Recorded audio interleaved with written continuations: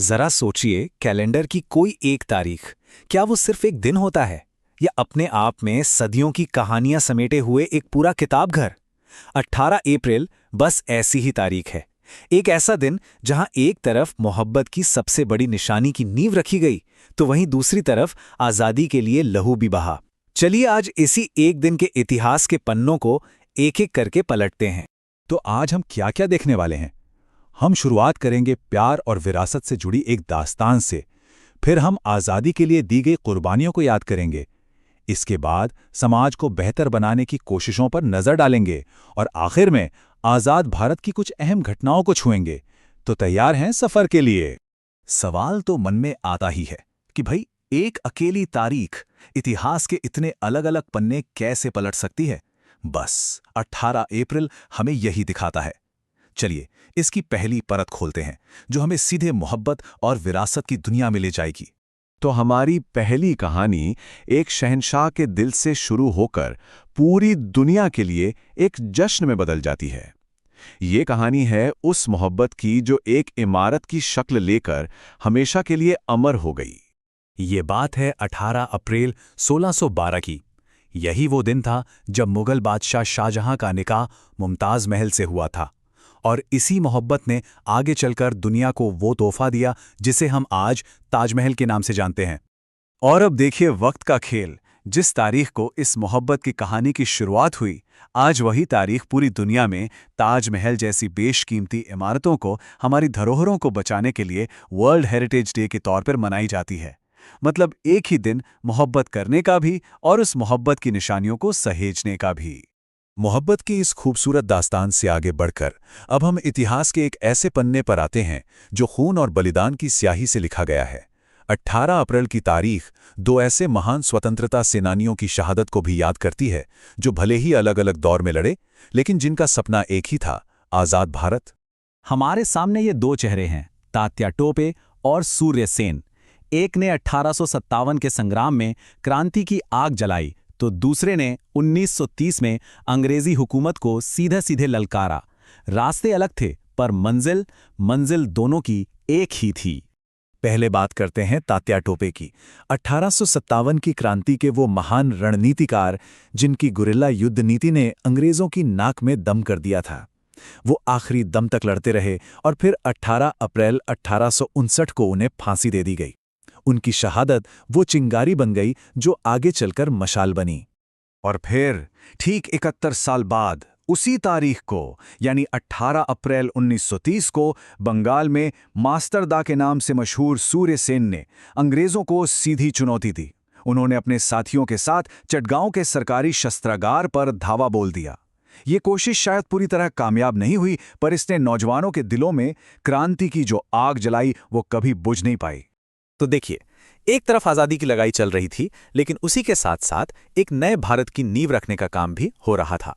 तो अब बात करते हैं समाज सुधार और तरक्की की, जिसकी कई अहम कड़ियां भी 18 अप्रैल से ही जुड़ती हैं।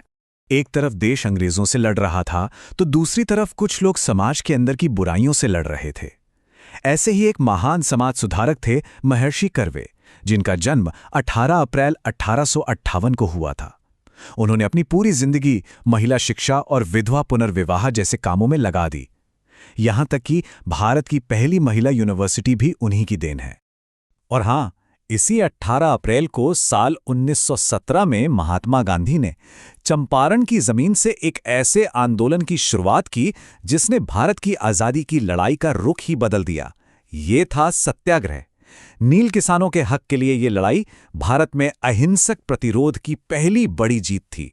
शिक्षा की जो मशाल महर्षि कर्वे जैसे लोगों ने जलाई थी, वो आगे बढ़ती रही और 18 अप्रैल 1991 को एक बहुत बड़ा मील का पत्थर साबित हुआ। इसी दिन केरल को भारत का पहला पूरी तरह से साक्षर राज्य घोषित किया गया। सोचिए, पूरे देश के लिए ये कितनी बड़ी और गर्व की बात रही होगी। समाज को बदलने की एक और बहुत ही अनोखी कोशिश भी इसी तारीख को शुरू हुई।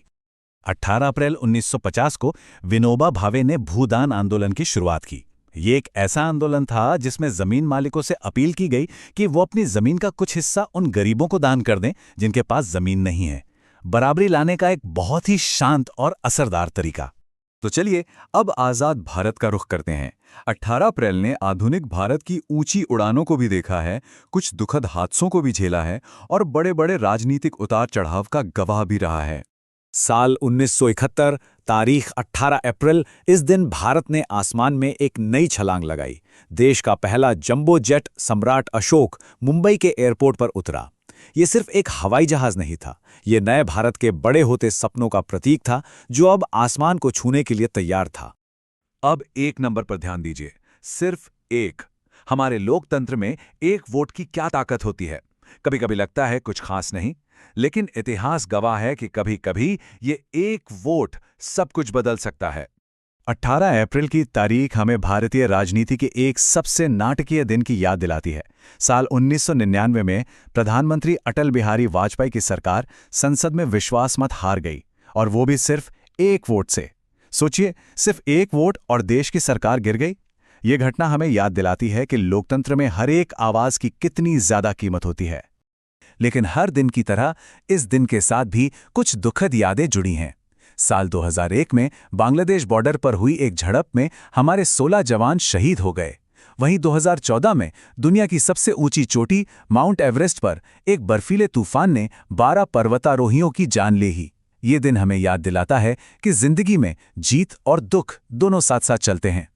तो हमने इस एक दिन में मोहब्बत, बलिदान, समाज सुधार, तरक्की, सियासत और दुख, हर रंग को देखा।